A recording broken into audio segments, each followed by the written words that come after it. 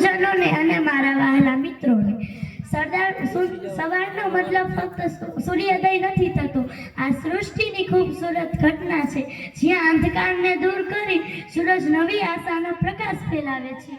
ત્યારે મારો પરિચય આપતા ધોરણ 6 માં અભ્યાસ કરતી હું અજાણા સંગીતા દેવરાજભાઈ. હું આજે તમને સરદાર વલ્લભભાઈ પટેલ વિશે કંઈક કહેવા માંગુ છું, તો આપ સૌ શાંતિથી સાંભળો તેવી મારી નમ્ર વિનંતી.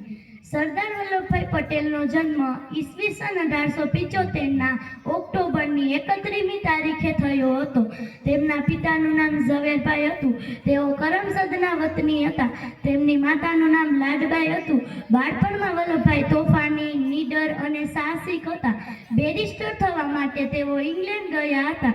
ઇંગ્લેન્ડથી પાછા આવીને તેમને અમદાવાદમાં વકીલાત શરૂ કરી હતી. પાછળથી ગાંધીજીની સાથે સ્વતંત્રતાની લડાઈમાં જોડાયા હતા. તેઓ ઘડીમાં જેલમાં ગયા હતા. તેમને બારડોલીના ખેડૂતોનો મહેસૂલ માફ કરાવવા લડત ઉપાડી હતી. ત્યારથી તેઓ સરદાર વલ્લભભાઈ પટેલ કહેવાયા. આઝાદી પછી તેઓ ભારતના નાયબ વડાપ્રધાન બન્યા. તેમણે આપણા દેશના 562 કરતાં પણ વધારે દેશી રજવાડાઓને ભારત સાથે જોડીને એકતા સ્થાપી. ત્યારથી તેઓ આપણા લોખંડી પુરુષ કહેવાયા. ઈસવીસન 1950માં ડિસેમ્બર મહિનાની 15મી તારીખે તેમનું અવસાન થયું. આજે પણ વલ્લભભાઈના દેશ સેવાના કામો માટે લોકો તેમને યાદ કરે છે અને સદા યાદ કરતા રહેશે. અસ્તુ. જય હિન્દ, જય ભારત.